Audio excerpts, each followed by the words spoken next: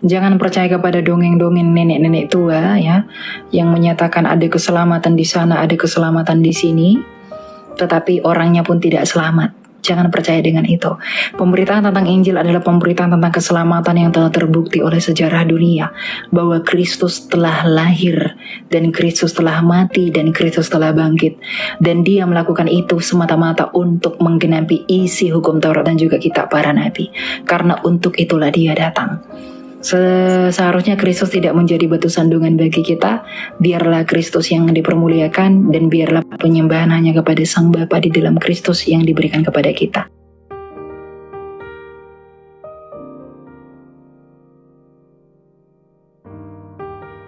Kebanyakan orang yang songong dan sombong itu sejatinya adalah orang-orang yang gak belajar. Makanya bilang, belajar dulu kau, bilang ya. Ya benar, makanya kalau suka dijawab kayak gitu, kayak mereka tuh sentimen, makanya saya suka selewengin gitu. Jadi kayak assalamualaikum gitu, mereka makin gitu. Padahal kan enggak ada itu. Shalom alaihim bahasa Ibrani dengan shalom bahasa Aram, dan assalamualaikum itu dengan kata as sesuai kaidah bahasa Arab. Itu artinya sama. Kekristenan di Arab itu sudah menggunakan assalamualaikum sebelum mereka itu ada. Mereka itu 700 tahun bro, jauh kali mereka itu. Bayangkan kalau kita sekarang lahir, mereka itu lahir di 2723. Entah tahun kapan itu, nggak ngerti saya. Gini aja Lenville, kalau kamu tahu kebenaran, perkatakan saja kebenaran. Jangan sampai kamu itu dikondisikan oleh respon mereka ketika kamu mengatakan kebenaran. Miliknya prinsip. Gitu ya bro ya. Jadi jelaskan aja. Makanya kita perlu itu menjelaskan kepada mereka agar mereka itu nggak ngeklaim. Memang mental ngeklaimnya itu selalu ada dari dulu itu. Selalu ada. Iya benar. Oke ya. Ya, makasih ya Kak. Masih. Ajari mereka. Jadi terang. Ya, Kak. Siap. Oke, makasih banyak. Bless you. Iya, God bless you. Berapa orang lagi, Mike? 84, Mak. Ya, kamu mau naikin berapa lagi? Nggak tahu berapa lagi. Sampai tumbang lah ini, sampai ini. Till drop gitu ya bahasanya. Iya. Mak ini kayaknya staminanya kuat banget ya, Mak ya. Ada vegan nggak itu? Ada vegan nggak yang namanya vegan di bawah? Saya nggak tahu namanya siapa sampai WhatsApp saya. Nggak ada. Bentar dulu, Mak. Satu-satu. Pokoknya nasib-nasiban ya. Pokoknya kalau kalian naik di atas, naiklah itu. Malah saya yang scroll ke bawah. Selamat malam. Iya silakan, selamat siang. Ini Bang, aku cuma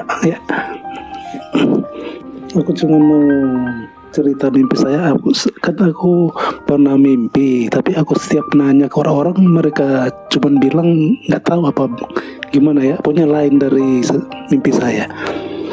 Begini, Saya pun mimpi begini, saya bro. bermimpi, ya. Saya pun nggak penafsir mimpi bro, jadi saya nggak bakal bisa menafsirkan. Iya, makanya kan ini ya. Tapi coba kalau bisa dengar, aku mimpi kan saya mimpi begini. Aku itu di tepi sungai, terus ada datang 2 malaikat. Diajak naik ke atas itu. Jadi aku lihat itu pesawat di bawah, terus diajak naik ke atas sampai itu ada gerbang yang besar. Itu gerbangnya warnanya kuning. Terus masuk ke sana, ditunjukin itu kayak tempat-tempat penyiksaan begitu. Itu ditunjukin nggak? Bunga tidurmu aja itu, tidurmu aja. Iya itu makanya aku cuma cari tahu itu maunya apa, ditunjukin begitu mimpi itu. Cuman itu ya aku mau bunga tidurmu itu. Oh itu cuma bunga tidur ya? Bunga tidur itu. Ya? Ada tempat penyisaan. Ngapain kau ditunjukkan tempat penyisaan? Di neraka itu nggak ada orang menyisa bro. Yang disisa di neraka itu adalah aku juga kan bingung. Iya aku kan bingung juga. Iya. Kenapa bisa bingung? Makanya kan aku mau cari tahu. Jadi begitu. Iya, iya. Jadi selesai itu mereka turunin juga, balikin di tempat itu di mana mereka ambil. Gitu. Iya. Tapi sering juga aku pernah juga mimpi jatuh dari tebing yang jurang yang jauh, cuman ada suara sebut nama Tuhan maka kamu akan diselamatkan. Jadi aku dalam itu udara itu lagi jatuh, aku sebut itu dalam nama Yesus. Jadi itu juga pernah juga aku bermimpi ada datang. Ya, aku tahu itu ya Tuhan karena di mimpi aku secara itu kan aku itu yakin dalam mimpi itu. Karena ada anjing yang besar hitam mau gigit aku kan. Terus dia bilang jangan ke situ, datang di sini. Dia bilang pokoknya jangan kamu dekati anjing-anjing yang besar-besar itu, nanti kamu yang ditarik ke sana. Dengerin mimpi orang nih. Bikin klub mimpi aja. Makanya aku bingung mimpi kayak gitu. Itu Enggak usah lah tidur atau apa itu? mimpi. Enggak ada nilainya mimpi Aku apa. cuma nanya, iya kan aku cuma tanya kan itu. Enggak lah, kita bukan ahli tafsir mimpi. Oh gitu ya. Ya nggak apa-apa kalau kamu cuma cari tahu. Kalau nggak ada apa-apa di mimpi itu, berarti nggak juga aku mikir-mikir kayak gitu. Ya mana kami tahu mimpimu ada apa-apanya atau tidak. Kami bukan ahli tafsir mimpi.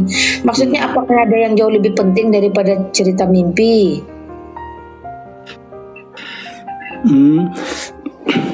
Begini kalau di Gini ya bro. Dengarkan saya. Oke. Ya. Gini ya. Kalau mimpi itu membawa kedamaian dalam hidupmu dan itu membuatmu semakin dekat dengan Tuhan, dari Tuhan lah itu. Kalau hidupmu gak ada perubahannya dengan mimpi-mimpi itu, bunga tidur doang itu. Jangan terlalu ini kali. Jadi kecuali kalau memang ada pertumbuhan dalam imanmu, ada pertumbuhan dalam keyakinanmu, kamu semakin intim dengan Tuhan, kamu semakin dekat dengan Tuhan dengan mimpi-mimpi itu dari Tuhan lah itu. Kalau nggak ada buahnya, mimpi apanya itu ecek-ecek itu, nggak ada itu. Iya. Iya, maksudku nggak ada yang digerakkan nggak ada yang digerakkan dari hasil mimpimu itu. Lalu terus mau ngapain? Oh begitu. Misalnya dari hasil mimpimu itu ada perjalanan, misalnya habis bermimpi itu kamu ada sesuatu yang digerakkan, lalu kamu memiliki satu keberanian atau kekuatan untuk melakukan gerakan apa, tentu yang mendatangkan kebaikan. Itu bisa jadi. Lah kalau ini cuma mimpi-mimpi diceritakan sana sini, hanya heran. Ya what for gitu, untuk apa? Iya kan aku kan nggak ngerti, makanya mau cari tahu itu apa begitu kan. Nggak salah kan kalau kamu cari tahu. Kayak nggak apa-apa. Itulah itu Pak. Iya. Oke. Makasih. Makasih Pak ya. Iya. Ya semangat. Makasih.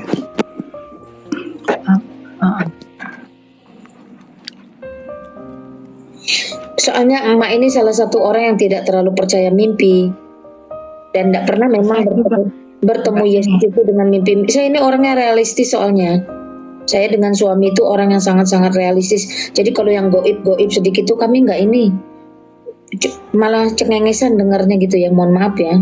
Bukan kita percaya, makanya Tuhan nggak pernah jumpai kami lewat mimpi, karena mungkin Tuhan tahu kami nggak akan percaya didatangi lewat mimpi.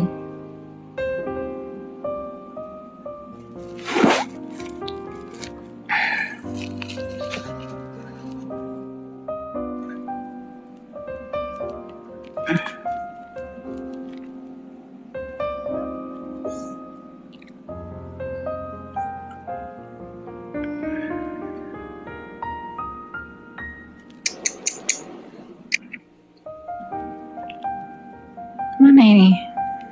Nggak ada, kosong di atas. Ini ada yang namanya Mikael di bawah nih, kok lucu ya.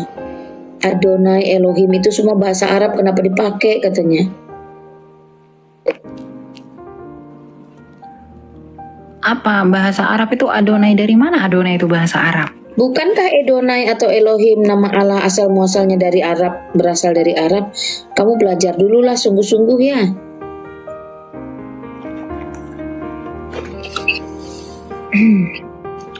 Ini pun satu lama kali dari tadi minta permintaan tapi nggak ini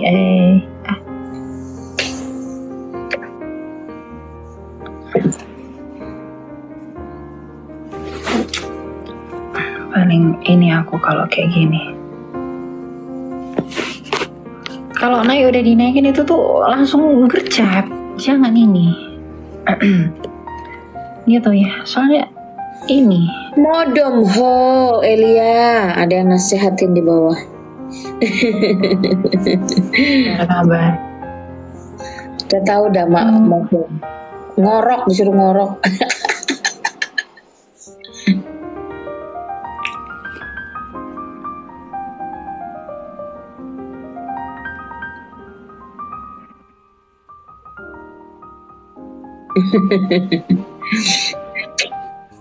Kak, enaknya tidur ngadep kiri, ngadep kanan. Lucu-lucu nanya. Silakan bro, Effendi. Halo? Bu Effendi. Udah tidur ya? Iya. Silakan. Dari tadi ya dipanggil kau. Iya, hampir mau ketiduran ini bang. Saya mau nanya nih bang. Aku pernah mendengar dari beberapa hamba Tuhan ya. Aku juga nggak menyalahkan bahwa ada yang menyatakan dosa kutukan. Nah, aku bingung bahwa karena sesuai yang aku baca dan aku pahami ketika Yesus ada dalam perjanjian baru, maka dosa kutukan itu dihapuskan seperti itu. Tapi ada juga yang mengatakan bahwa dosa kutukan itu masih melekat pada kita dari contohnya seperti aku orang Batak ya bang. Maka dulu kan leluhur aku menyembah berhala lah dan lain sebagainya. Maka itu harus dihapuskan atau gimana itu bang menurut abang? Makasih bang Kael. Nggak ada dosa kutukan itu. Diturunkan dari orang tua, nggak ada dosa kayak gitu bro. Ya, kutuk-kutuk itu nggak ada. Ketika kita percaya kepada Kristus, itu kutukan itu sudah nggak ada bro. Tapi kalau kamu masih mempercayai kepada kutukan, wah kamu Kristen kaleng-kaleng. Gitu ya, nggak ada itu kutuk-kutukan. Oh jadi nggak ada ya bang. Jadi kalau ada yang perumpamaan Yesus yang dia mengutuk pohon ara yang suka digunakan sebagai kalimat bahwa adanya kutukan, itu tidak benar ya bang menurut penafsiran abang. Arti kutukan pohon ara itu bukan itu. Kutukan dengan mengutuk itu beda. Gimana sih kamu? Beda ya. Dapat dia. Itu tidak tepat ya. Perumpamaan mengutuk pohon ara itu sama sekali itu nggak ada hubungannya dengan dosa. Nggak ada hubungannya bang ya. Nggak ada. Nah baru mana pernah Tuhan mengutuk manusia. iya. Satu lagi bang, terakhir bang. Ini masalah tentang kepercayaan terhadap Paulus, ya kan? Nah, Paulus pernah menyatakan bahwa bagiku hidup adalah Kristus, mati dan adalah keuntungan, ya kan, bang? Betul. Nah, itu apa, bang? Makna dan maknanya yang sebenarnya. Mengapa Paulus sampai mengatakan seperti itu? Makasih, bang. Oke. Silakan Mak, ada yang mau ini. Maknanya gampang. Gampang ya buat emak ya. Itu sebab kenapa saya sama Mike sampai detik ini, sampai malam ini berjam-jam. Kami tetap dengan teguh memberitakan kepada dunia bahwa Injil, berita kabar baik keselamatan itu hanya ada di dalam Yesus. Tidak peduli capek, dihina, dihujat, karena memang hidup itu untuk Kristus. Sebab hidup kita itu sendiri sudah ditebus oleh Kristus. Tidak ada yang bisa kita balas kepada Kristus itu selain memberitakan tentang Dia. Itu hidup untuk Kristus itu benar-benar hidup, bukan hanya kita berteori, tapi apa yang kita kerjakan juga mencerminkan Kristus. Apa itu cermin Kristus? Ya pastilah belas kasihan yang melimpah ruah mengasihi orang-orang. Kalau cuman standar agama jangan berbuat jahat, berbuat kebaikan itu umum. Tapi yang menjadi spesifikasi Kristus adalah apa? Ya kasih pengampunan, kasih karunia. Itu cerminan yang harus kita kerjakan.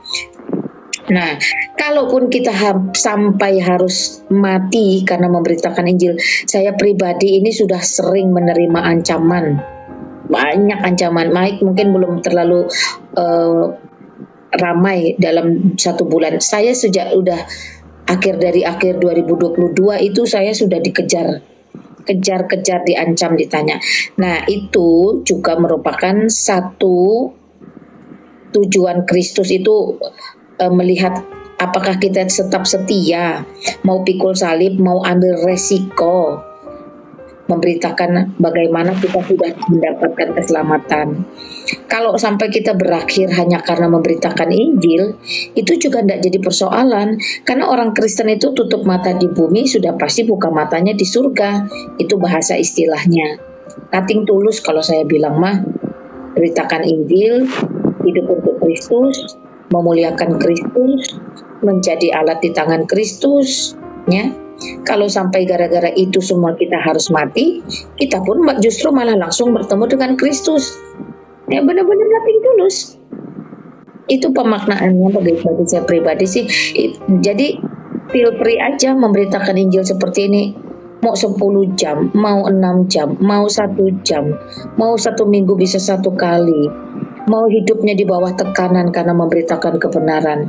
Terus apalagi saya yang spesifik memang mantan Islam, wah itu tekanannya banyak.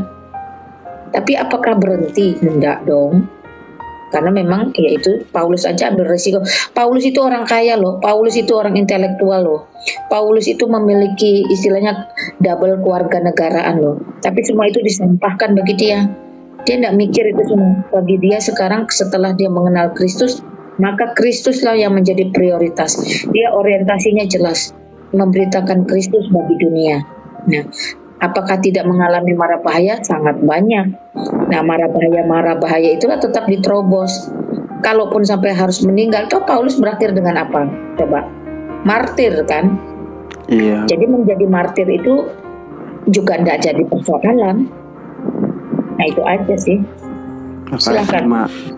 Ya, simpelnya gini bro, hidup itu adalah Kristus dan mati adalah keuntungan. Artinya hidup ini yang memang harus dipersembahkan kepada Kristus. Apapun yang kita lakukan, ya marilah menjadi Kristus-Kristus kecil. Gitu, itu artinya hidup adalah Kristus. Hidup untuk kemuliaan Bapa di dalam Kristus. Karena Kristuslah yang memperkenalkan diri Bapa di dalam dirinya, maka hidup adalah Kristus. Arti Kristus itu adalah ya Mesias. Ya hidup itu harus menjadi Mesias. Kita harus menyelamatkan banyak jiwa dengan apa? Melakukan penginjilan. Itulah kita menjadi Kristus-Kristus kecil. Tidak hanya dengan penginjilan, namun juga melalui perkataan, melalui tindakan, dan melalui perbuatan-perbuatan yang lain. Itu yang disebut dengan hidup adalah Kristus. Meneladani Kristus sepenuhnya. Itu hidup Kristus. Dan mati adalah keuntungan. Mati adalah keuntungan. Itu adalah kenikmatan, keselamatan yang telah Allah berikan di dalam Kristus. Maka mati adalah keuntungan. Ya tentu kalau kita mati itu sebuah keuntungan. Karena matinya kita di dalam Kristus yang kita hidupi tadi. Karena hidup kita di dalam Kristus itu adalah kepada kekekalan.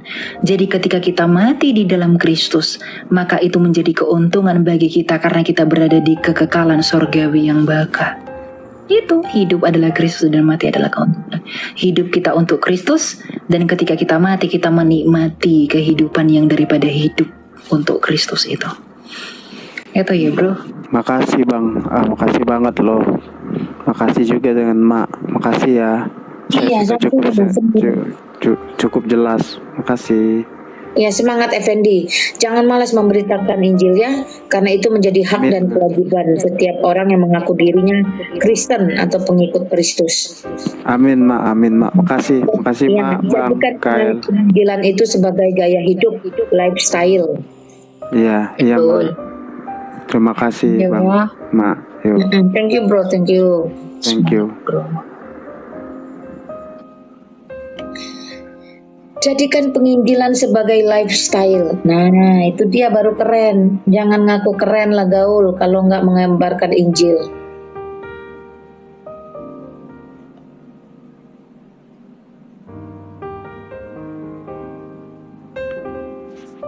Halo, selamat malam. Selamat malam Aldi PKY Palangkaraya, monggo. Iya. Malam Mbak. Saya Aldi gitu dari Palangkaraya. Iya lah PKY. Saya tanyakan. Iya, PKY Palangkaraya. Ada saya mau tanyakan, kemarin saya pernah masuk ke roomnya sebelah gitu ya. Di roomnya sebelah itu Dia pertama sih baik. Saya senang kayak gini Mbak. Saya sering ngikutin punya Michael juga sering ya. Tapi nggak dinaik-naikin gitu. Puji Tuhan hari ini dinaikin. Ini mau tanya, waktu itu saya masuk itu karena ada dia ngajak diskusi lintas agama gitu kan. Lintas agama gitu, saya hanya mantau aja. Kemudian ada seorang Kristen yang bernama Pak Bambang ya waktu itu, dia ngebahas tentang ini di Mazmur 3 ayat 14 kalau nggak salah. Bukan Mazmur, sorry, Wahyu 3 ayat 14. Wahyu 3 ayat 14. Isinya apa, Pak? Wahyu 3:14 bunyinya kayak gini. Dan tuliskanlah kepada malaikat jemaat. Waktu ini Philadelphia ya. Waktu itu saya bacanya bukan Philadelphia. Ada istilah apa itu? Lupa saya, bentar ya. Saya lihat di Philadelphia ini adalah firman yang kudus, yang benar, yang memegang kunci Daud, tapi bila buka tidak ada yang dapat menutup, apabila ia menutup tidak ada yang dapat membuka. Bukan itu kayaknya Mbak. Wahyu 3, benar Wahyu 3 ayat 14. Oh ini. Dan aku melihat sesungguhnya. Bentar ya Mbak ya, kenapa kok beda gitu ya? Kenapa jadi beda? Kumaha iya jadi beda? Tiba-tiba PKY kamu apa hubungan ya, orang bandara ya? Kena bukan. Bukan Mbak, saya bukan bandara. PKY kan istilah penerbangan ya. Iya, makanya orang itu nggak lazim soalnya. Iya Mbak, karena saya singkat aja Palangkaraya gitu ya. Iya, pertanyaannya Pak apa Pak? Dari tadi ku tunggu. Iya Mbak, ini aku mau cari Wahyu 3. Wahyu 3 ayat berapa saya bacakan cepet? 14 Mbak. Nih, Wahyu 3 ayat 14, kepada jemaat di Laodikia, tuliskanlah kepada jemaat di Laodikia, inilah firman dari Amin, saksi yang setia dan benar, sumber dari ciptaan Allah. Apa yang mau kamu tanya? Dia nanya sumber dari ciptaan itu siapa gitu kan. Terus dijawab oleh Pak Bambang, ciptaan itu Yesus gitu kan. Karena Pak Bambang ciptaannya tuh huruf C-nya kecil loh. Kalau huruf C kecil itu tidak mengarah kepada pribadi Yesus Kristus loh ya. Kita baca tentang sebentar, cara baca tentang Yesus Kristus itu semuanya menggunakan huruf kapital. Misalnya anak manusia, A dan M-nya pasti kapital. Kalau ciptaan ya C-nya pasti kapital. Itu C-nya kecil loh.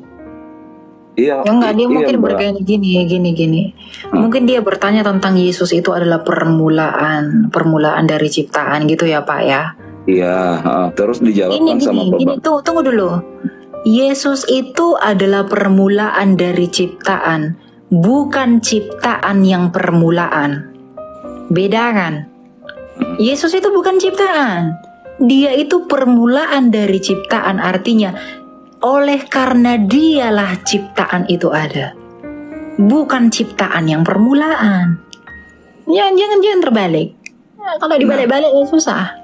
Iya gini Mbak, masalahnya gini, karena Pak Bambang itu jawabnya Yesus, artinya kan dikejar sama dia, jadi Tuhan Yesus itu ciptaan nggak, katanya gitu kan? Ini saya kaget juga gitu, karena Pak Bambang jawab gitu, jadi saya coba Bambang masuk. Siapa ini? Bambang siapa? Bambang banyak Bambang. Iya Bambang katanya ngakunya dari GBI Mbak. Pokoknya sih Bambang sama Markona. Iya, jadi saya masuk gitu kan, saya jelaskan bahwa Yesus bukan ciptaan, ya seperti ini Bro yang ceritakan bahwa itu adalah utusan gitu ya, Sang Firman yang diutus. Sudah cerita seperti itu, tapi dikit dia kata-kata Bambang karena ini diskusi lintas agama katanya. Nah, terus akhirnya lari ke kemanusiaannya, terus ditanya lagi Pak Bambang itu. Jadi kan katanya bahwa manusia itu dijelaskan punya dua Yesus itu punya dua natur, satu kemanusiaan 100% manusia, 100% Allah gitu kan. Dijawab dikit dia lagi bahwa 100% manusia. Nah, jadi Yesus itu ya manusia katanya gitu kan. Nah, terus kalau saya luruskan lagi, oke, kalau misalnya hostnya bilang bahwa Yesus itu manusia, tapi manusia Yesus berbeda dengan manusia kita. Saya bilang kayak gitu. Apa bedanya? Katanya. Saya bilang aja kalau kita manusia berdosa, Yesus enggak, kayak gitu kan. Loh, katanya Yesus juga berdosa gitu. Ini yang bikin saya marah pada waktu itu. Sakit kepalaku mendengarkan dialog kalian itu. Sakit kepalaku. Iya benar Mbak. Makanya saya bingung karena dia menggiring Mbak. Nah akhirnya dia katakan kayak gini, Yesus kan pernah ngambil ngambil keledai. Katanya nyuruh muridnya ngambil keledai. Kemudian ada nggak nasnya keledai itu dikembalikan? Aduh, Hampir kan dosa itu katanya. dibawa. Iya, jadi semua tergiring gitu. Dia tergiring ke situ. Kemudian Yesus juga pernah berbohong kan sama muridnya waktu dia menuju suatu kota, terus dia bilang saya nggak ke sana karena belum saatnya. Nah gitu. Terus tapi ternyata Yesus pergi diam-diam gitu. Dia minta penjelasan, apakah penjelasan saya ini benar apa enggak kayak gitu kan. Tapi apakah memang saya tergiring ke dia gitu kan Mbak. Karena saya jelaskan gini, waktu Yesus masuk ke Yerusalem dengan naik keledai, itu pengikut Yesus itu udah banyak dan Yesus tahu siapa pengikutnya. Jadi dia bukan mengambil, makanya sebelum dia mengambil itu pada muridnya disuruh mengatakan siapa yang akan sang raja lah yang meminjam keledai itu. Jadi di sini nggak ada perkara mencuri, saya bilang kayak gitu. Tapi dia ngotot bahwa itu adalah dosa gitu kan. Terus saya bilang waktu Yesus pergi ke kota itu dan dia pergi ke kota mengatakan kepada muridnya enggak ikut, tetapi secara diam-diam kan Yesus sudah ngomong sebelum dia mengatakan saya tidak pergi ke sana karena belum saatnya. Terus saya kasih penjelasan kenapa kunci dari belum saatnya ya. Pada waktu itu kan Yesus dikejar-kejar. Karena belum tiba saatnya dia harus disalib, maka dia menghindar. Tapi dia ke sana katanya, itu kan berbohong katanya gitu kan. Ya kalau dia ke sana bersama muridnya ya jelas ditangkap, saya bilang kayak gitu. Apakah benar jawaban kayak gitu? Tapi dia ngotot, akhirnya saya marah, saya keluar gitu kan, gitu aja Mbak. Oh, udah kalau dia memang ngotot ya udah ngotot aja Pak. Intinya kita sudah menjelaskan dengan baik. Tidak ada Yesus pernah berbohong. Hermeneutikanya itu nggak ada seperti itu. Kalau Yesus itu pembohong, bagaimana dia mungkin berkata, jika ya katakan ya, jika tidak katakan tidak. Pembohong apa itu? Nah, ya itu Mbak, karena dia ngejebaknya di Pak Bambang itu karena dia katakan bahwa 100% manusia ya sama dengan manusia gitu. Namanya aja udah Bambang. Udah Pak, nggak usah pusingkan itu Pak. Emosi saya dengar ceritanya itu. Emosi saya. Kenapa saya emosi? Gini, tunggu dulu. Kenapa saya emosi dengar ceritanya itu ya? Narasinya nggak ada yang konsisten. Gitu. Iya, karena Yesus mungkin masa ciptaan. Bagaimana Yesus itu ciptaan? Nah, terus saya kan ke convert juga Mbak di roomnya Kristen gitu kan. Saya tanya, mereka bilang bro kayak gini, jangan-jangan mereka itu kata si Pak Bambang itu bukan Kristen katanya, cuman dia dipancing gitu supaya Kristen masuk katanya. Saya pikir ada benarnya juga mungkin kayak gitu, karena nggak mungkin kalau Kristen itu mengatakan Yesus ciptaan kata mereka. Nggak ada, itu penipu itu Pak. Dia aja udah penipu Pak. Nuduh Yesus itu berbohong, itu penipu itu. Ya Bapak berdoa saja kepada orang itu ya Pak ya, kita berdoa bersama-sama. Terima kasih deh. Ya, terima kasih ya Pak. Makin ini saya dengar cerita itu. Yesus ciptaan gimana Yesus ciptaan? Saksi Jehovah itu yang bilang Yesus itu ciptaan itu saksi Jehovah itu. Saksi Jehovah dia itu. Iya, cuman dia ngakunya dari Aldi, mending kamu bertanya yang lebih bermutu yang muncul dari dalam dirimu. Gak ada itu Pak. Enggak, saya juga belajar Mbak ya, kebetulan saya kan dari gereja Kalimantan Evangelis gitu kan. Kita juga dapat bimbingan untuk pekabaran GKE itu Injili loh. GKE itu gereja tua Injili itu. Iya, ya sama kayak HKBP lah. Iya. Itulah itu ya. Kita lanjut aja ya Pak ya. Makasih ya Pak ya. Oke. Nah, makasih. Terima kasih ya. Kabeh penguras pahari Hong Palangkaraya. Iya. Mbak. Bambang mana? Bambang Markonah rupanya. Entah kayak mana sih Bambang ini, entah yang mana sih Bambang ini orangnya. Bambang si Markona itu. Wah, Jangan menggiring ke Bambang Nursena, itu Bambang Markona. yang tadi kupikir Bambang Nursena. Entah yang mana sih Bambang ini.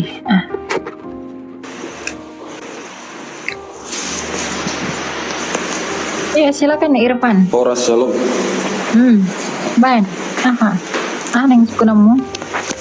Jadi kan kita ini kan pengikut Kristus dikatain apa? Pengikutnya Paulus. Coba lalu bang apa lah bantahan abang untuk membantahkan itu? Itu aja. Mana ada kita itu pengikut Paulus? Paulus saja orang Kristen. Kan aku bilang tadi bang orang RT sebelah bilangnya kan kayak gitu. Abang bantahkan lah itu saja. Katakan, tunjukkan satu pun ajaran Paulus yang bertentangan dengan Yesus, itu aja bilang. Kalau nggak gelepar mereka nanti menjawab itu, nggak bakal bisa mereka menjawab itu nanti. Itu aja, nggak usah kau jawab bro, tanya aja. Mereka itu membuat pertanyaan seperti itu tentu punya premis. Sekarang tanya premisnya, gugat premisnya itu. Di mana ajaran Paulus yang bertentangan dengan ajaran Yesus? Itu aja, selesai. Mana ajaran Paulus yang bertentangan dengan ajaran Yesus? Tunjukkan satu aja. Satu. Saya nggak minta 3. Satu aja. Mana ajaran Paulus yang bertentangan dengan Yesus? Yesus bilang, tidak apa yang masuk menajiskan, tapi apa yang keluar. Paulus juga bilang, semua halal bagimu. Karena makanan dan minuman tidak berbicara untuk kerajaan Allah. Bertentangan kau bilang itu. Oh Yesus sunat, tapi Paulus nggak sunat. Paulus bilang sunat, Yesus bilang sunat. Di mana Yesus memerintahkan sunat? Coba. Yesus nggak minum anggur, Paulus minum anggur. Di mana Yesus melarang minum anggur? Coba. Itu aja tanya sama mereka. Mereka tuh entah kenapa benci kali sama si Paulus ini. Padahal si Paulus ini orang pintar loh, bukan buta huruf ini si Paulus ini. Nggak ada itu buta huruf si Paulus. Dia itu murid besarnya Gamaliel, seorang Revi Yahudi yang sangat terkenal pada masa itu. Orang kaya dia, ayahnya Paulus itu John dari Giscala. John of Giscala. Itu bapak Paulus itu. Orang terpandang mereka bro. Kan banyak pertanyaan tuh, siapa nama bapak Paulus? Siapa nama bapak Paulus? Aduh. Bapak Paulus itu John dari Giscala. Nanti dia dikasih tahu siapa nama tetangga Paulus. Aduh, pusing kepala Barbie. Paulus membatalkan hukum Taurat. Oh jangankan Paulus, Lukas 16 ayat 16 aja hukum Taurat udah batal. Itu terus itu Irfan di atas ngapain itu Irfan? Gitu ya. Silakan Irfan, apa lagi mau kau tanya? Itulah itu ya. Jadi bilang aja tunjukkan. Bu, lagi jelas apa mendengarkan penjelasannya aja Bu, makanya aku siap. Lagi nyimak. Tanyakan saja di mana ajaran Paulus yang bertentangan dengan ajaran Yesus, itu aja. Itu aja nanti tanyakan ya. Jadi untuk membatalkan itu aja yang barusan abang bilang itu ya. Iya, biar mereka betul nggak mereka itu bisa betul nggak tuduhan mereka itu. Mereka harus bertanggung jawab dengan ucapan yang keluar dari mulutnya. Iya, tuduhan harus dibuktikan. Harus dibuktikan. Kalau mereka bilang palsu, tunjukkan saya aslinya mana. Nah, seperti itu. Kalau mereka itu hanya menuduh tanpa data, Pak, anak kecil yang baru lahir pun itu bisa menuduh. Itu ya.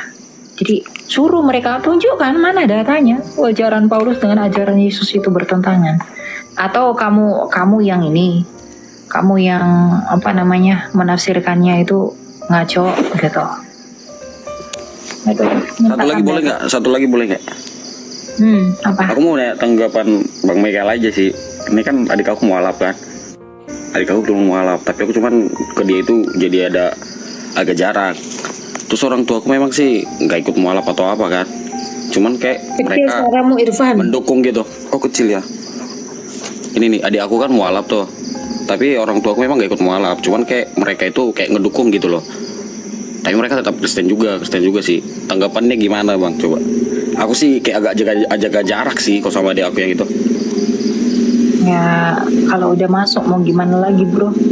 Ya udahlah, itulah orang itu. Aku nggak bisa ngomong banyak kalau kayak gitu ya.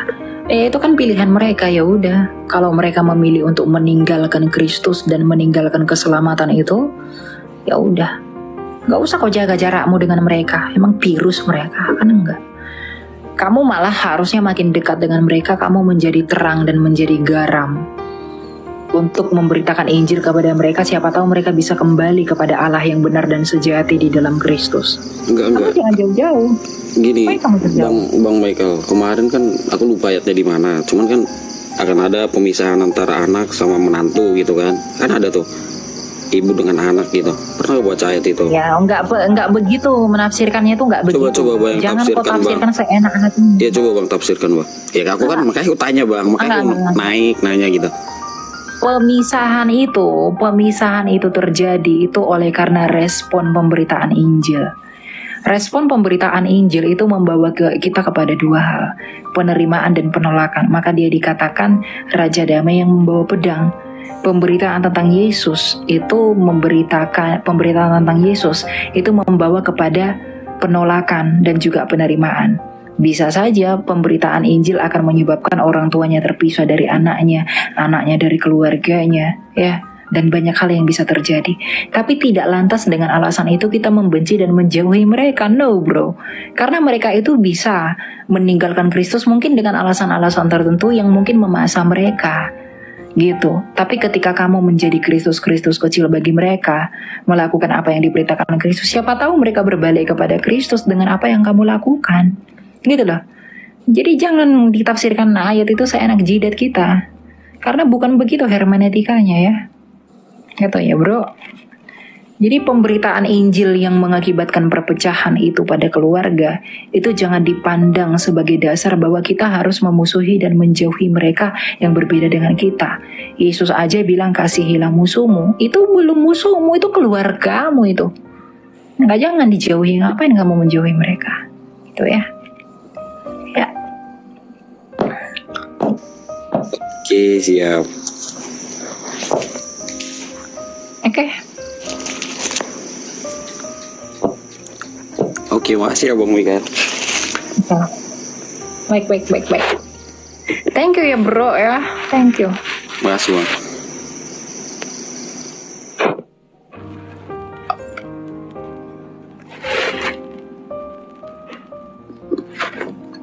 Aku naikin satu lagi ya teman-teman. Ini makin lama kok makin rame. Tadi udah 900, sekarang jadi 1100. Malah makin rame kali ya. Mereka itulah. Nih yang beruntung lah, siapa ini yang beruntung? Jeng. Aku nggak mau disuruh, aku yang milih sendiri. Mampus kalian. Aduh, lempar undi. Ting. Mana ini ya? Tada. Wah, kok banyak sekali nih pribadi. Inilah mungkin kamu beruntung ya.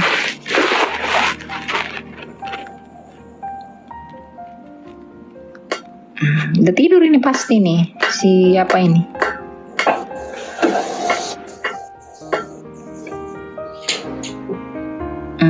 Tidur kau kan?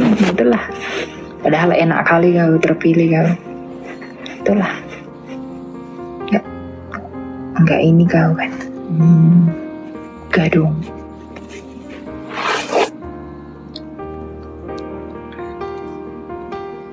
Itulah kan.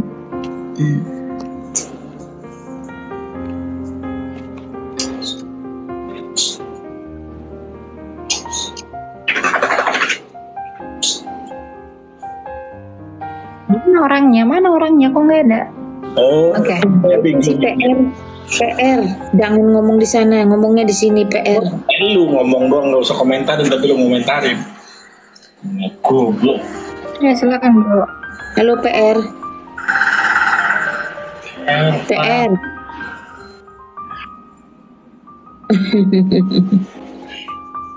Dia ngomong di tempat lain tapi naiknya di sini.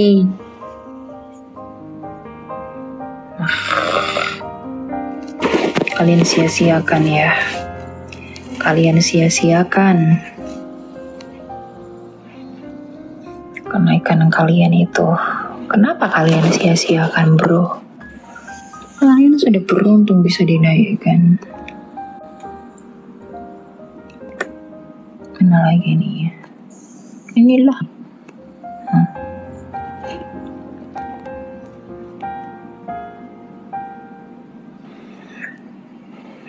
Gendi Rofrima ya.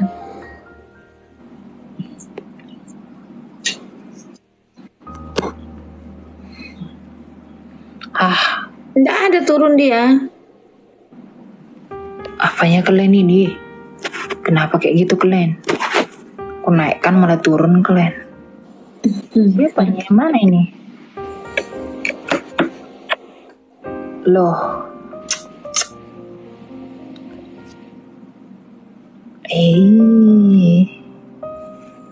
Lapet.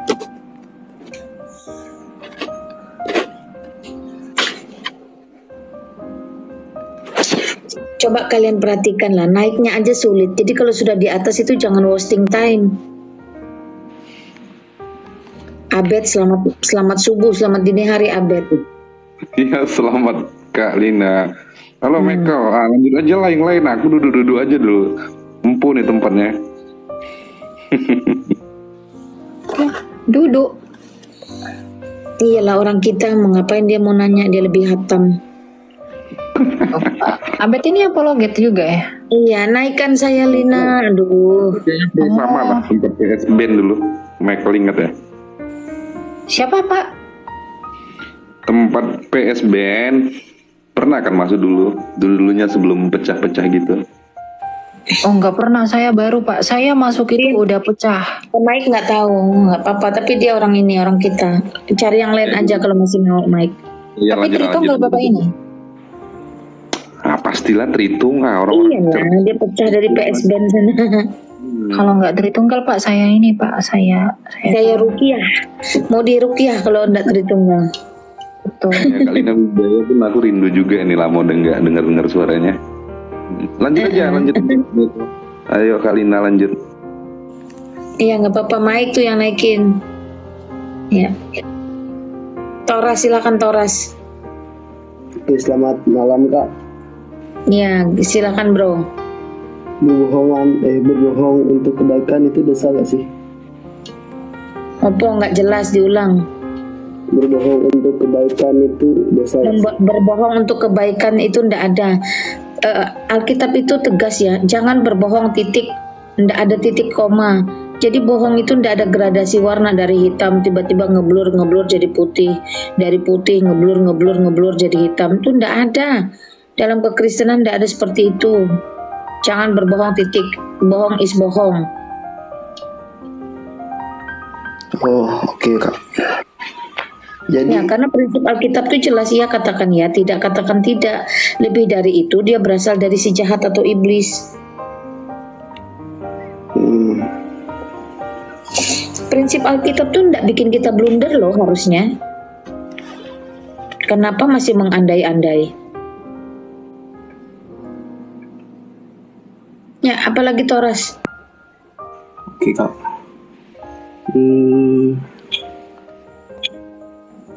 Jadi jangan berbohong untuk kebaikan ya. Contoh nih ya, contoh yang suami pulang makan, istri masak. Masakan itu jelas-jelas tidak enak.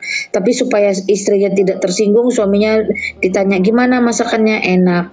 Padahal jelas-jelas nggak enak, tapi suaminya jawab enak. Itu kan berbohong dengan dalih berbohong untuk kebaikan. Saya tanya, itu di mana letak kebaikannya? Pertama, istri itu makin bodoh, nggak akan pernah dia bisa belajar masak yang benar. Sangkanya masak yang nggak enak itu benar, sudah benar, padahal itu nggak enak. Nah, jadi akibat kebohongan itu tidak membangun si istri menjadi lebih baik, justru membuat si istri itu semakin nggak ngerti cara masak. Makanya Alkitab itu sangat ketat ya. Jangan berbohong titik, karena tidak ada satu kebaikan atau kebenaran yang bisa dibangun di atas kebohongan. Ada satu kebohongan itu nanti akan berlanjut dengan kebohongan kedua, ketiga, dan seterusnya, akhirnya menjadi habit. Itulah yang Allah itu maha mengetahui, sehingga ketika dikatakan jangan berbohong, titik, tidak ada embel-embel, tidak ada tambah lain lagi.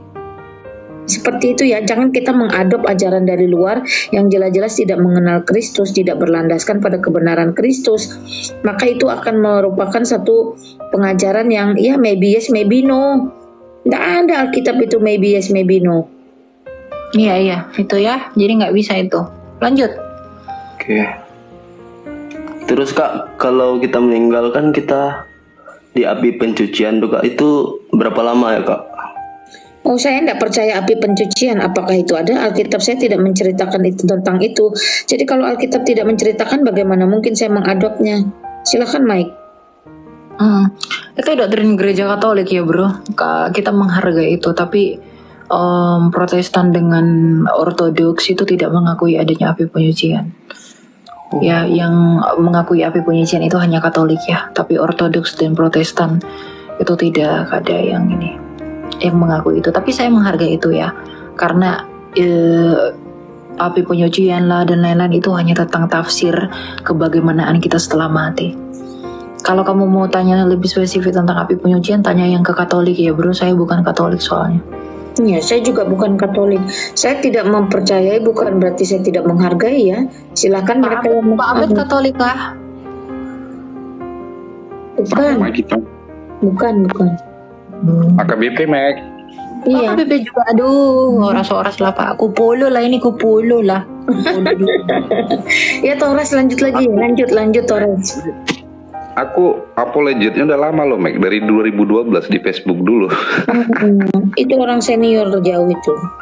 Ya enggak lah, senior kali enggak juga kali. Semuanya, Michael nih smart lah, penyampaiannya bagus. Iya biasalah, barang baru. Barang baru masih kinclong dia. Penyampaiannya waduh, luar biasa ini wah. Ya Torres bro. Torres lanjut Torres, masih lagi nggak? Udah Kak, terima kasih ya. Giliran dulu untuk yang di bawah. Nggak ada lagi yang mau kutanya. Ini ada Pak Abed ini. Nggak yang kutanya. Udahlah ya, cukup lah sampai situ lah. Oke, kasih ya Kak. Mike ada pertanyaan lucu di bawah. Kak, kok milih cowok mulu sih? Cowok mulu yang teratas. Aduh. Iyalah. Itulah itu ya. Udahlah ya bro. Nah, yang lain lah dulu ya. Torres lah kayo. Debata mengarah moti. Gitu.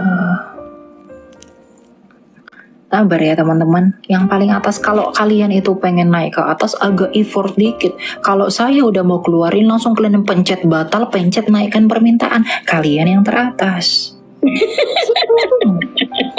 Dikasih rumusan itu loh. Aduh, iya, karena logika juga teman-teman, kalau yang ngantri di bawah nggak usah sampai 50, 80, 70 ya, 30 aja kita udah males ke bawah-bawah nge-scroll, jereng mata. Yang Omes silakan Omes, kita mau ini, mau ekspres kita. Silakan bro. Mes. Oh, Mes tidur kali.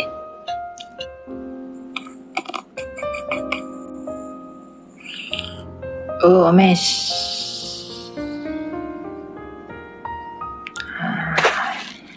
Gimana ini Omes?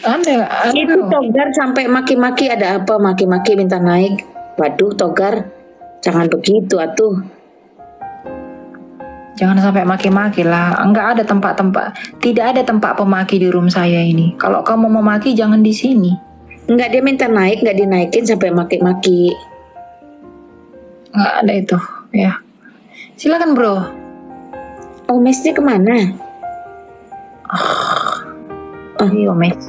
Ngorok gitu suaranya. Nama maupun si Omes. Bentar ya bro, saya turunkan dulu kamu ya. Saya naikin yang lain dulu ya.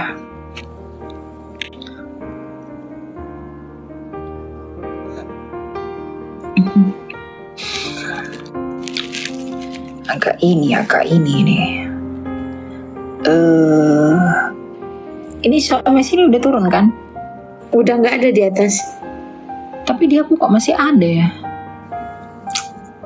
Kayaknya sinyalmu tuh lah Mike, jadi semuanya serba delay. Iya mak, aku malas kayak kalau udah malam kayak gitu emang dia. Iblis-iblis ini bekerja dia. Gimana lah ya penginjilan ini berterhambat gitu deh. Memang. Ya.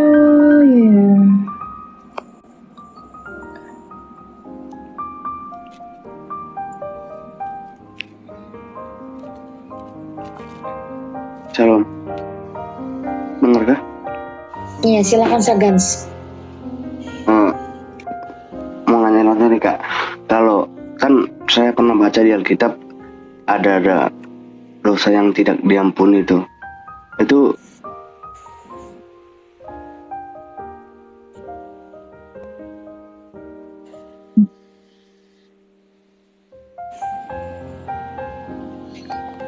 doa yang menghujat Roh Kudus. Nah itu dia. Silakan Abed, doa menghujat Roh Kudus. apa gitu? Apa sih? Silakan. Lanjut dulu Kalina. Aku lagi sambil nulis-nulis ada nih kerjaan sedikit. Oke, gini bro. Hujat terhadap Roh Kudus itu adalah satu-satunya dosa yang tidak terampuni. Itu adalah satu-satunya dosa yang mendatangkan maut. Semua dosa di dalam Kristus itu tidak ada yang mendatangkan maut.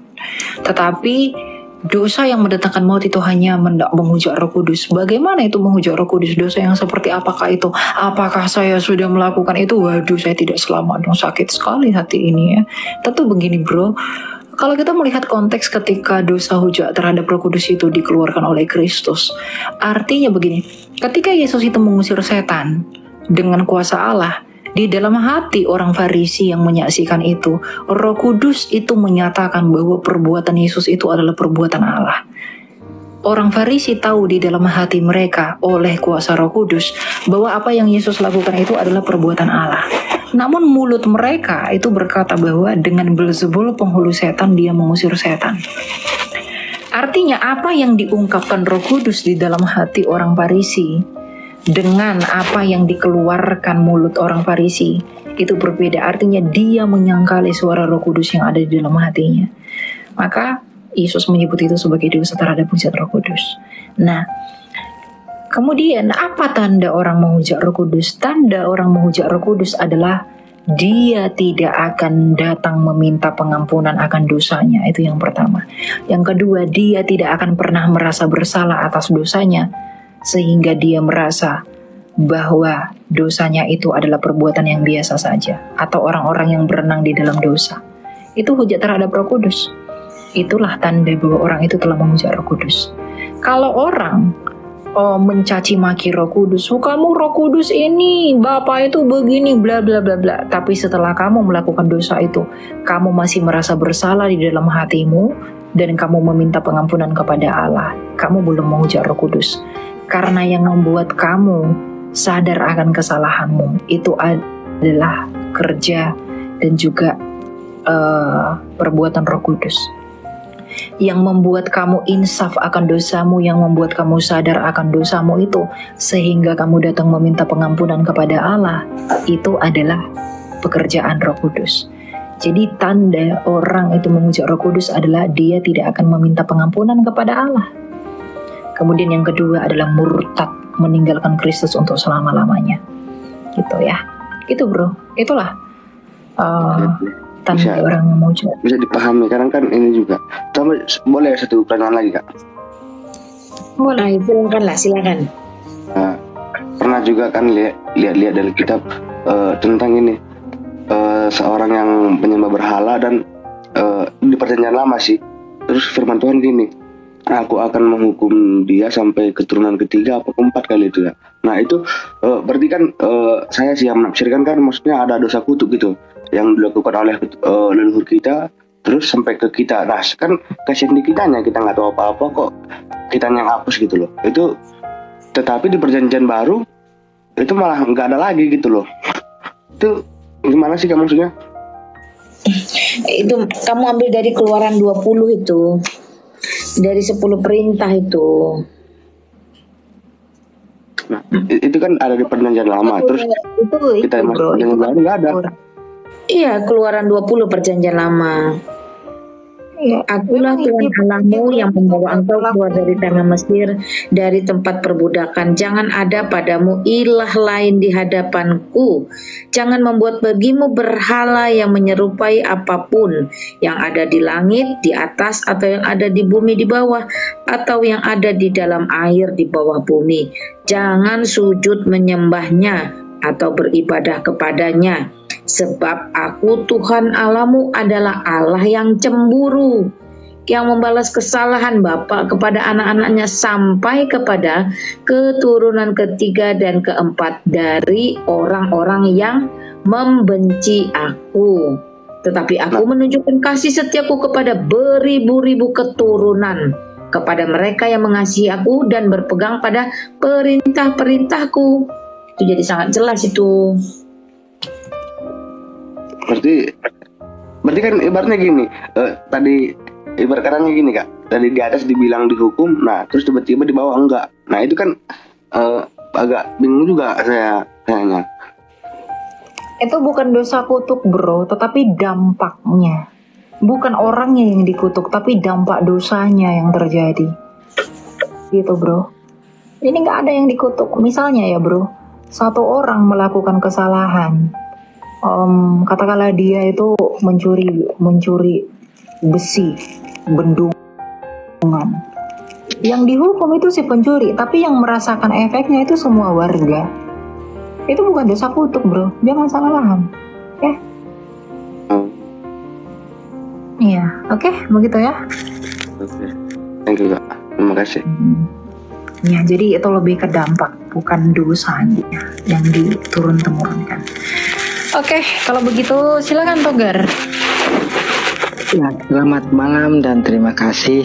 Saya tidak tahu apa-apa tentang masalah apa-apaan. Cuma saya mau bertanya, kalau Mbak kan si Husni atau si Mbak Lina Wijaya kan percaya Yesus adalah Tuhan. Nah, saya ingin bertanya, bagaimana mbak-mbak ini membuktikan bahwa Yesus adalah Tuhan? Dan juga yang namanya Tuhan kan tidak diperanakkan dan tidak beranak. Dan kenapa Yesus itu bisa mati sedangkan dia disembah menjadi Tuhan? Itu saja, terima kasih. Kamu tahu nggak secara terminologi arti Tuhan itu apa? Coba. Saya kan bertanya. Saya nggak tahu apa-apa. Cuma jawab saja pertanyaan saya. Jangan bertanya kembali. Jawab saja. Bagaimana Anda membuktikan bahwa Yesus itu adalah Tuhan dan kenapa Anda menyembah Yesus itu Tuhan?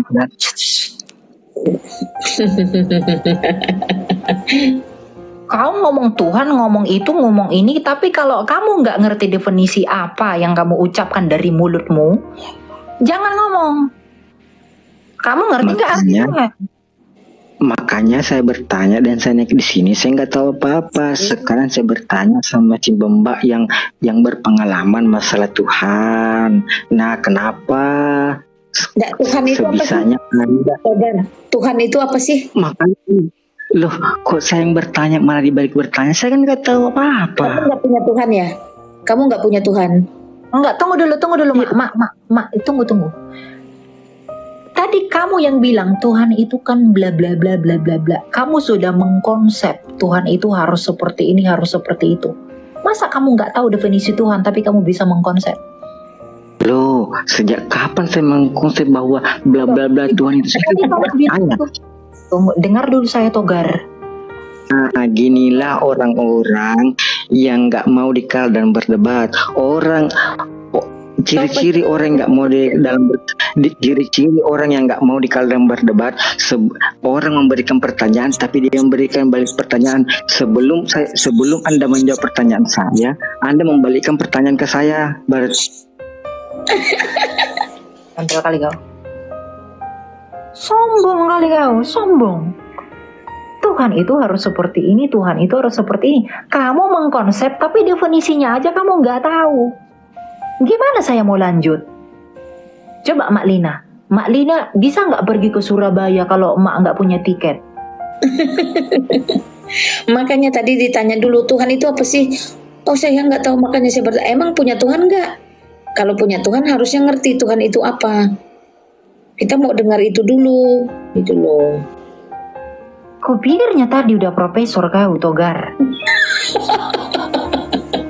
Baik. Iya, tadi komennya di bawah udah kayak ahli. Naik ke atas Yesus Tuhan. Togar pengatur alam semesta. Itu kan akhirnya jadi ceng-cengan, Togar. Namamu aja Togar. Togar itu harus tegar, ya. Jangan seperti itu. Kamu gini ya teman-teman. Kalau kita ngomong terus berani mengkonsep, Tuhan itu harus begini, Tuhan itu harus begini. Kalau kami tanya apa arti Tuhan, kalian nggak tahu, sombong kau namanya. Kau sok-sok mengkonsep tapi nggak bisa mendefinisikan. Apa itu? Kamu mengkonsep loh. Tuhan itu nggak boleh begini, Tuhan itu boleh begini. Sekarang saya tanya sama Mak Lina, manusia itu punya tubuh. Manusia itu bisa berpikir. Itu saya konsep. Manusia itu bisa berpikir ini itu saya konsep. Kalau saya nggak tahu definisi manusia, bahwa manusia itu memiliki pikiran dan berpribadi, bagaimana saya bisa mengkonsep itu? Mungkin bahasa kita terlalu tinggi kali. Pray for Togar kata. Pikirnya tadi udah ini kamu. Kuharap nanti kupingmu itu, tarik nanti.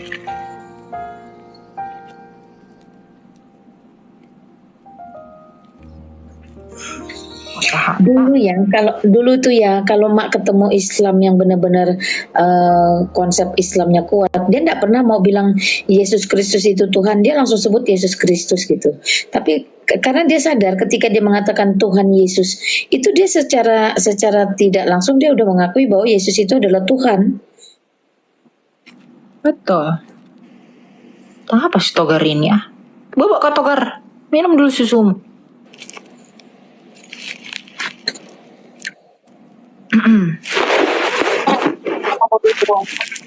Halo, selamat pagi.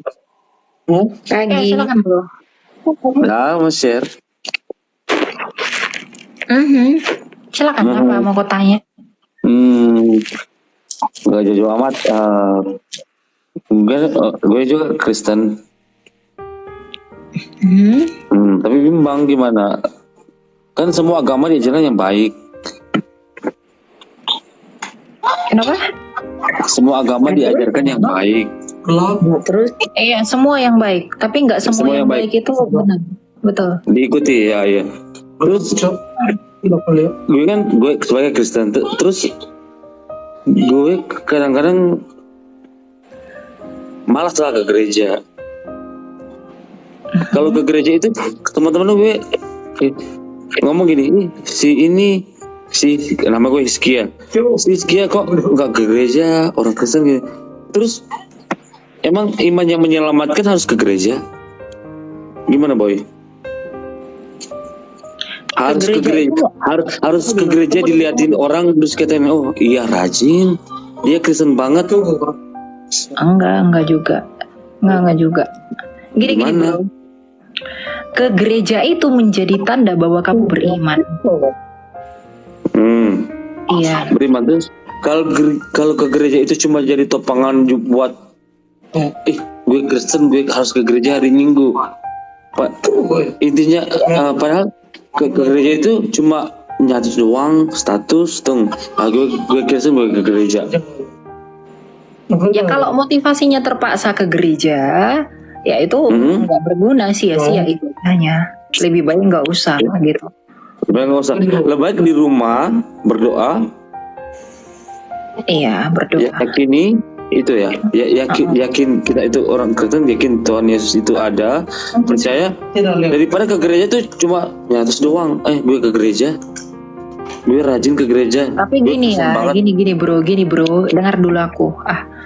Ke gereja itu menjadi tanda bahwa kamu orang beriman. Kenapa? Karena Alkitab berkata, bersekutulah dan berdoalah. maka kita harus bersekutu dengan saudara seiman kita untuk berdoa. Jadi kamu jangan membenarkan dirimu. Kamu jangan membuat argumentasi saya untuk membenarkan bahwa orang Kristen tidak perlu ke gereja. Nggak ada. Ya. Orang Kristen itu dengar dulu aku. Orang Kristen itu perlu ke gereja. Ya. Karena di gereja itu kita bisa bertumbuh dan bersama dengan jemaat yang lain, mendengarkan firman Tuhan dan hamba Tuhan. Tapi gini, di gereja gue itu, lo tau nggak di Manado, Minahasa, Gemim? Kamu baca Ibrani 10 ayat 25 itu loh. Iya saya tahu. Ya, saya pernah di Manado. Lo tau nggak Gemim di Manado di Minahasa itu udah masuk di politik, gimana tuh menurut lo? Lu pasti lu kok pakai TikTok viral tuh muncul yang gini politik sama Gemim banyak itu ya, gimana menurut lo? Ya kalau gerejanya udah membawa kepada politik, jangan itu kamu lihat. Kamu emang datang ke gereja mau ngapain? Kan mau menyembah Tuhan, ya udah sembah Tuhan di sana. Nggak usah kok urusi politik gereja. Ngapain kamu ngurus itu? Gue nggak ngurus, gue ngomong, gue share. Iya gini bro. Kalau kamu oke. Gue ngerti. Itu pribadi. Tapi pandangan gue itu di Minahasa udah politik sama agama itu ketat banget diserahkan. Betul. Makanya kamu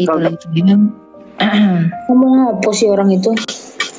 Gini ya, kalau ke gereja itu motivasinya ya untuk beribadah. Mau ada urusan politik kayak mau ada apa kayak di gereja itu belakangan bro.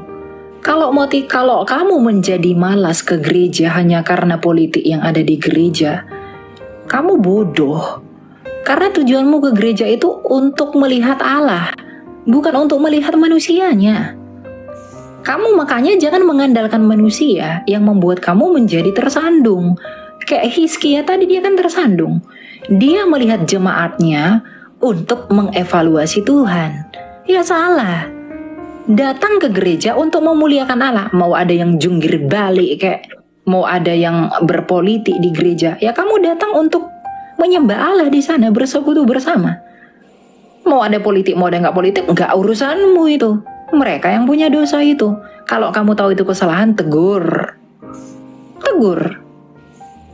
Itu yang menjadi tanda bahwa kamu mengasihi mereka. Jangan kamu membenarkan kesalahan orang lain untuk membenarkan kesalahanmu.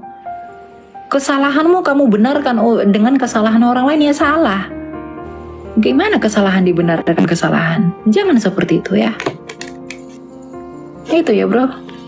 Jadi nggak pertanyaan itu. Tuhan aja yang kamu lihat. Kalau kamu ke gereja, lihat ke Tuhan. Kenapa kamu ke gereja? Kamu bukan mau bertemu manusia di gereja. Kamu mau bertemu hadirat Allah dengan persekutuan. Mau ada politik kayak, mau ada apa kayak di sana, ya terserah. Kamu nggak perlu pusingkan itu bro. Gitu ya.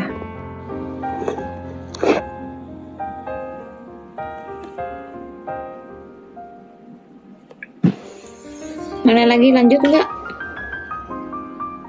Ini ada ini, bentar. Tadi mana ini? Bentar ya teman-teman. Ke gereja kok mandang manusia, mandang dunia. Ke gereja itu pandanglah pada Yesus. Pandang wajahnya yang mulia. Saya nggak mau ke gereja karena dunia menjadi suram oleh sinar kemuliaannya. Pandang wajah Yesus, ngapain pandang dunia ke gereja?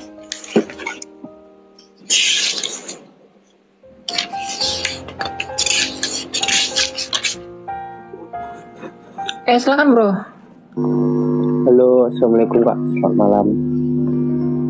Silakan. Waalaikumsalam.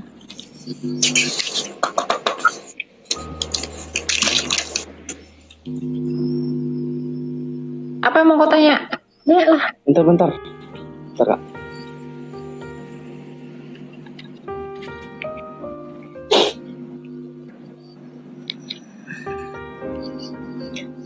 Pertanyaannya simpel ya sih Kak. Saya mau nanya, Yesus itu terdahulu bukan? Iya, dia terdahulu karena pada mulanya dia adalah firman. Betul. Dia terdahulu. Oke. Terus? Pertanyaan saya, lebih dahulu mana dia daripada Bunda Maria? Lebih dahulu Yesus lah sebelum inkarnasinya. Dia kekal bro, Bunda Maria itu nggak kekal. Lebih dahulu si Yesus. Iya. Lantas mengapa kemarin saya ada masuk di lab kan?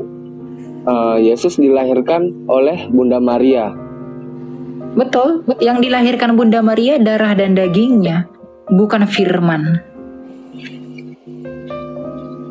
Yesus kan pada mulanya firman bro.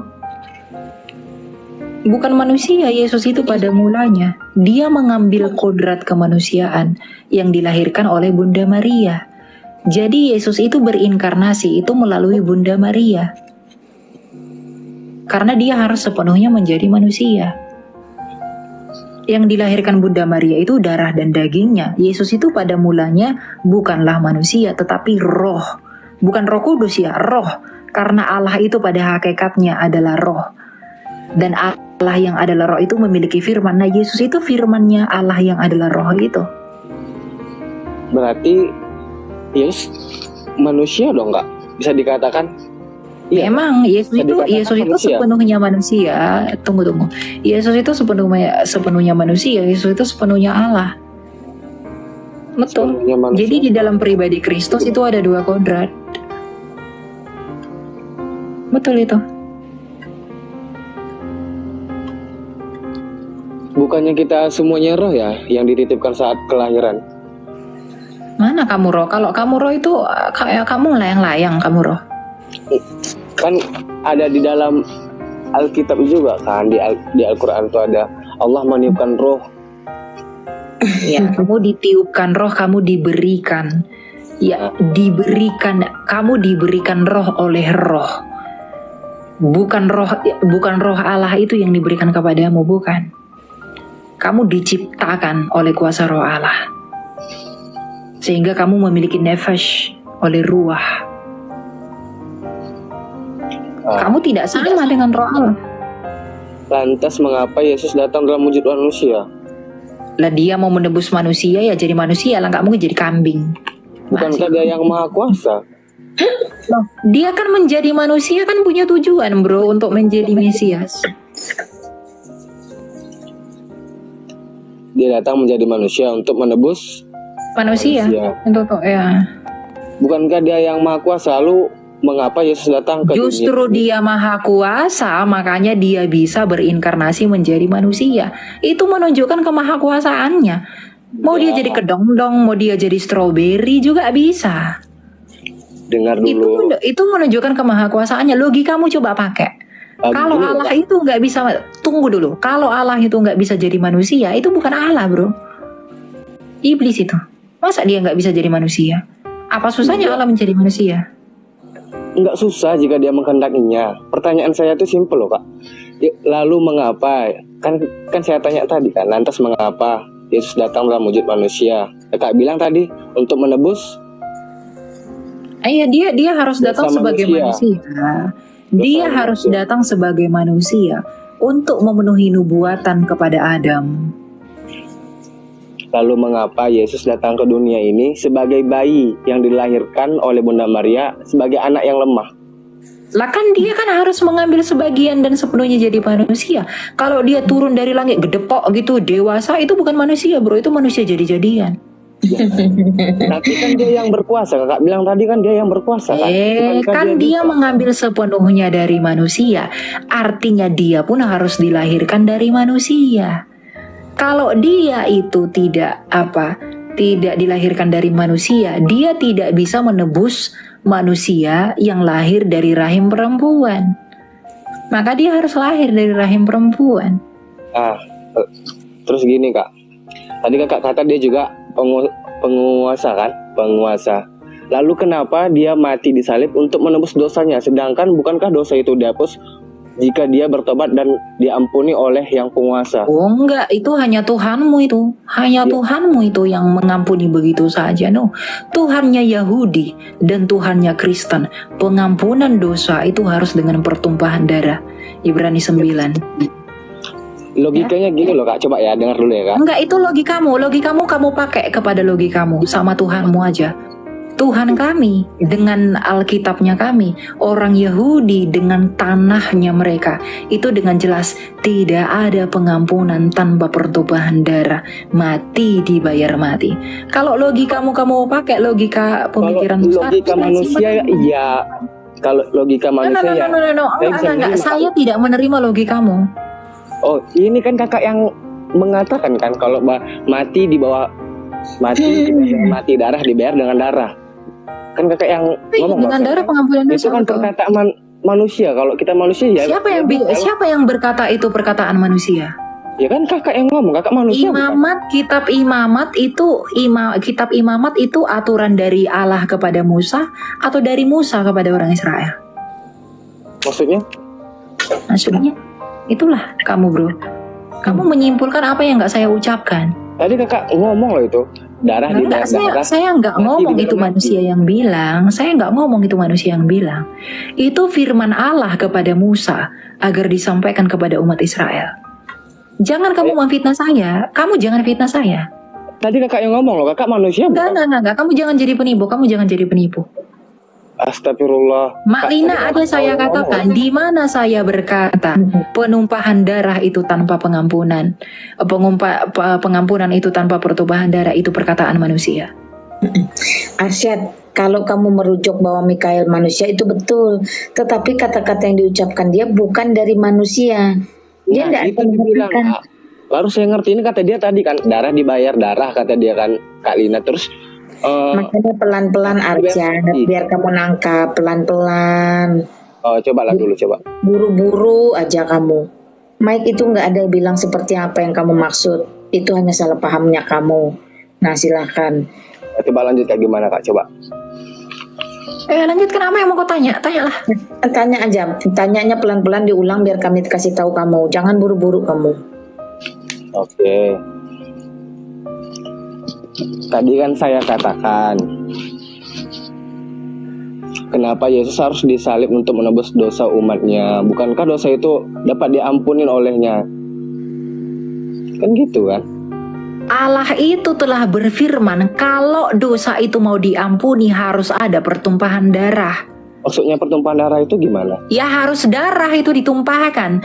Ketika Adam dan Hawa mati, ketika Adam dan Hawa jatuh dalam dosa, itu darah hewan sudah dikucurkan untuk mengampuni dosa mereka. Makanya orang Israel itu tunggu. Orang Israel itu sekali setahun oleh imam besar itu selalu memercikkan darah ke atas tutuk pendamaian di ruang Maha Kudus sebagai pengampunan dosa. Itulah yang dilanjutkan ke Kristenan. Itu dilakukan sejak Adam itu Arsyad. Sejak Adam itu dilakukan. Jadi pertumpahan darah untuk penebusan dosa itu sejak Adam sudah dilakukan. Dan cara itu satu-satunya yang berkenan bagi Allah. Berarti dia tidak bisa. Karena Allah sudah berfirman kalau kamu makan buah itu, ya dia mengampuni, tetapi keadilannya harus ditegakkan. Allah kami itu bukan Allah yang tunggu dulu. Dia mengampuni, tetapi dia tidak membuang keadilannya. Karena sejak semula Allah telah berfirman bahwa jika engkau memakan buah pengetahuan yang baik dan yang jahat itu, maka kamu akan mati dalam dosamu. Mati dibayar mati.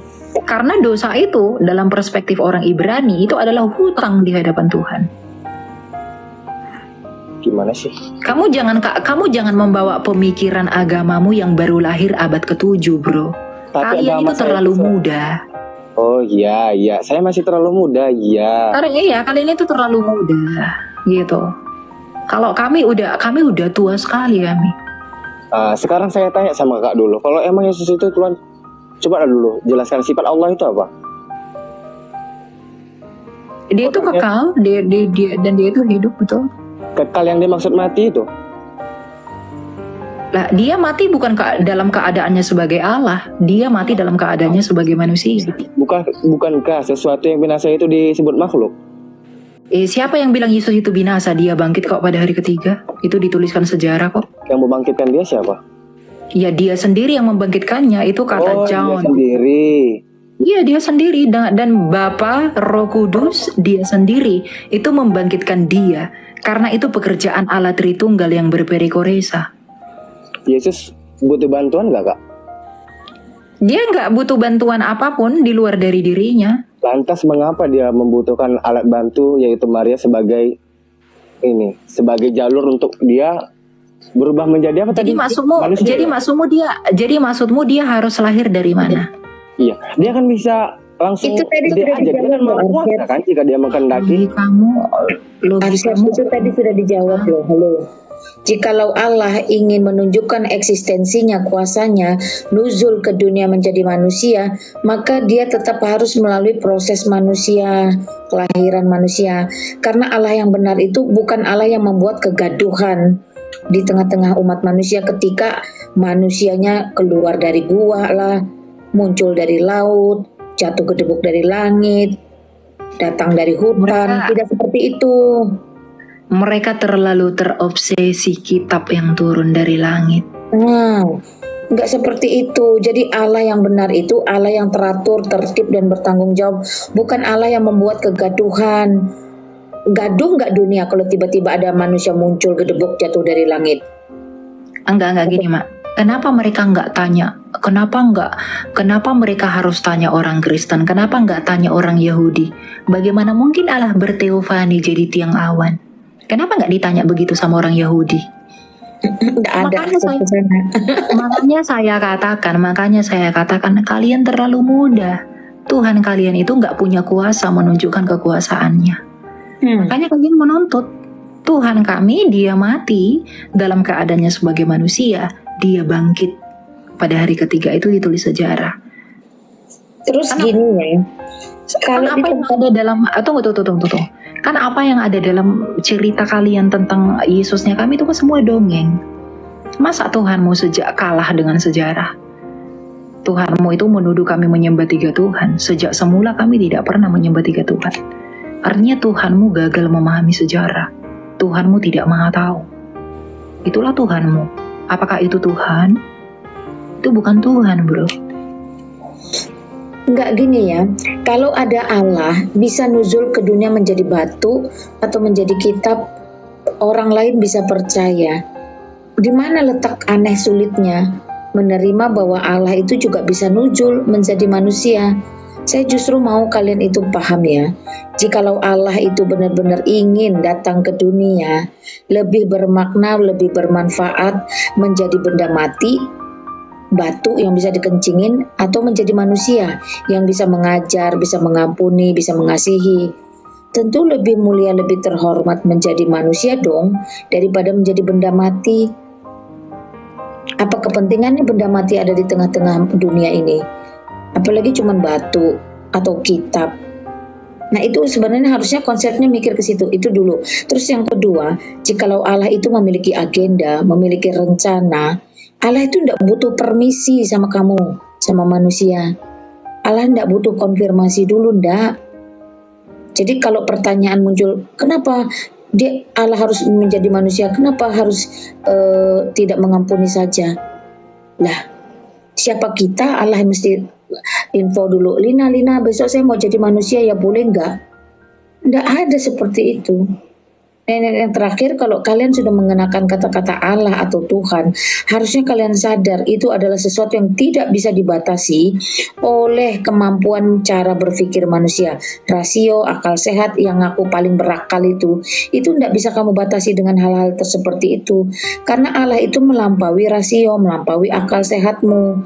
Kalau Allah itu bisa masuk dalam akalmu dan memuaskan apa yang kamu pikirkan, berarti itu Allahmu itu lebih kecil dari akalmu. Allah yang benar adalah Allah yang menciptakan akal, jadi dia melampaui akal. Gedabruk sekali rasanya kalau selalu bertanya, why kepada Allah, kenapa sih? Lah itu Allah loh. Nah, Itu sih, monggo silakan. Oke, saya dulu nih nyampaikan kepada siapa tadi? Syariah apa siapa tadi yang baru naik gitu? Arsyad. Entah siapa lah itu Pak, lupa saya siapa namanya. Arsyad. Arsyad ya, Arsyad. Jadi begini Arsyad, itu di Islam sendiri ya, dalam makrifat, syariat, tarikat, hakikat dan sebagainya, itu banyak pandangan dalam kajian di Islam gitu. Nah, saya mau sampaikan sangat sederhana, sangat bersyukur sekali kurasa tadi Arsyad itu naik, bisa saya jawab ya sebisanya gitu ya.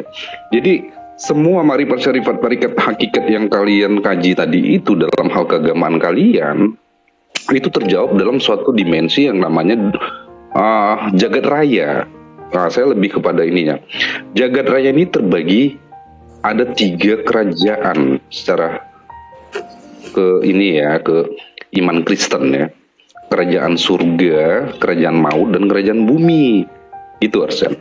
Nah, lantas 3 kerajaan ini memiliki masing-masing tempat yang akan dituju manusia. Nah, karena di dalam Kejadian 3 ayat 3 manusia sudah jatuh dalam dosa dengan hak free will yang diberikan Allah kepada Adam, tentu seluruh keturunan biologis itu sudah jatuh dalam dosa. Nah, artinya setelah Adam jatuh dari dosa, maka kurban yang diadakan itu kan selama ini kan tuh hewan seperti kalian lah ya, tuh ada yaji itu ya kalau nggak salah ya. Itu kan ada kurban itu kurban snapnya kemana kita nggak ngerti gitu. Nah, di Kristen sendiri kurban itu telah dikenal dengan domba jantan dan sapi ya. Nah, kemudian dari nubuatan perjanjian lama itu sampailah kepada kurban yang sebenarnya, makanya karya keselamatan, adanya darah, ya darah manusia Yesus. Nah, jadi kalau dia bertanya tadi Yesus itu kok jadi gini, itu dari firman. Jadi kalau di Islam sendiri kalam Allah gitu kan. Nah, jadi artinya satu-satunya manusia yang bisa menghubungkan manusia berdosa dan keturunannya, Adam dan keturunannya, itu hanya Yesus ke dalam kerajaan gitu loh. Nah, selebihnya nggak mungkin, itu pasti kerajaan maut. Nah, itu mereka nggak ngerti itu. Mereka nggak ngerti itu. Arti kurban. Jadi saya di analogi sederhananya, Michael, apa kalinya? Jadi paham ya. Jadi nggak usah bingung gitu. Jadi obsesi yang lain selain dia percaya kepada Yesus sebagai juru kunci lah, aku bilang ya, istilah-istilah umum aja. Yesus satu-satunya yang bisa terakses atau terhubung lah ke dalam kerajaan surga, baik dalam doa. Makanya Yesus mengajarkan dalam doa Bapa kami, itu langsung Yesus yang bicara loh. Nah, sesederhana itu loh. Jadi kalau kita nanti masuk ke kajian makrifat, syariat, tarikat, itu banyak pandangan-pandangan kan. Jadi artinya Sirotol Mustaqim, jalan lurus itu ke Ali Imran 45, Isah terkemuka di dunia dan akhirat. Artinya Isah ini kita di Kristen tidak mengenal dia ini, berarti masa pencarian gitu loh. Jadi artinya kembalilah kepada Bible untuk menjawab Ali Imran 45, Sirotol Mustaqim tadi, jalan lurus dan benar, itu di situ jawabannya. Dan selanjutnya baca sendiri lah, pasti paham ke arah itulah gitu.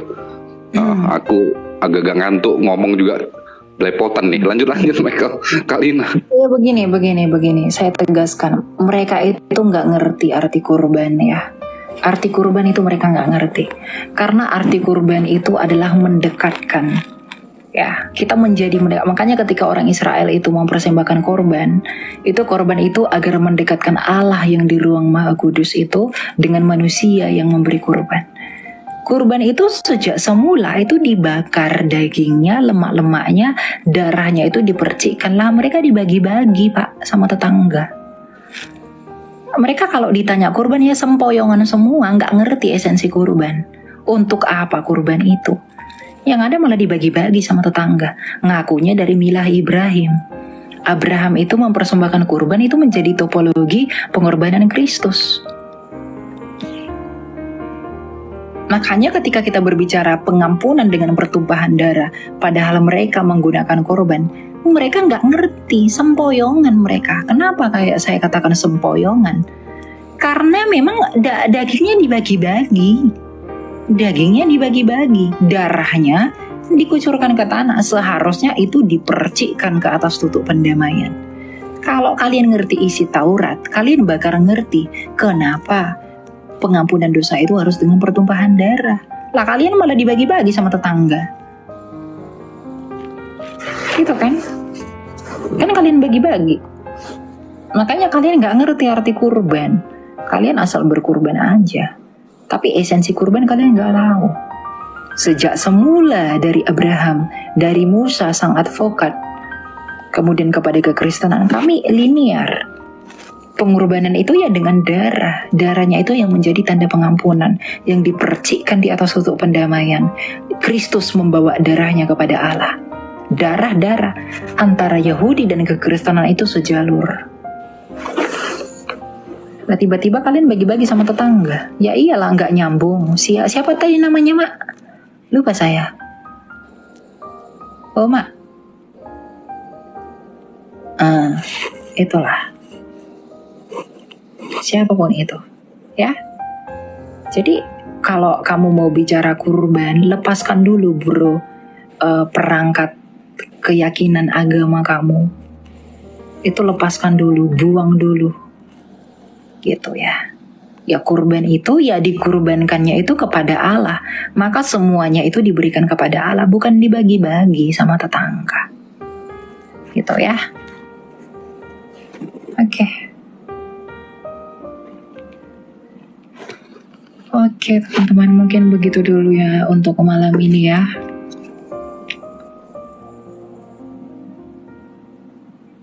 Ini Mak, ada nggak Mak suaraku Mak? Ada lah, jelas gitu kok. Iya. Oke. Last one ya teman-teman ya. Last one atau selesai? Udahlah, aku udah capek banget. Nanti makin malam akun ini makin banyak emosi nanti saya. Oke teman-teman, jadi kesimpulannya begini. Saya buat kesimpulan aja. Thank you ya buat Mak Lina sama Apet ya. Udah mau jadi narasumber saya. Ya thank you Pak Abed. Mungkin nanti lain kali Pak Abed ini ya join ke saya ya. Iya Michael. Kita pernah satu room, tapi ya mungkin Michael lupa lah. Aku ingat nih kok lugu kali ini anak dulu ya. Ternyata wah, iya benar. Ini foto kan lama udah kan. Apanya? Aku ingat. Ini kalem banget nih anak gitu kan. Iya. Lanjut lah. Tapi masih tetap kalem nggak Pak Abed? Wah, masih kalem lah, soalnya anakku namanya Michael juga tuh, anak Sematawayang kan. Mirip-mirip juga aku lihat wajahnya. Tapi masih SMP dianya. Jangan-jangan saya anak bapak. Jangan-jangan saya anak bapak yang diserupakan ini. Sedikit cerita nih ya. Nah, jadi dulu kan itu sampai 5 tahun itu ya. Aku nggak ada anak kayak gitu ya, belum datang dikasih ini gitu. Jadi disuruh berobat ke sana, aku nggak percaya lah.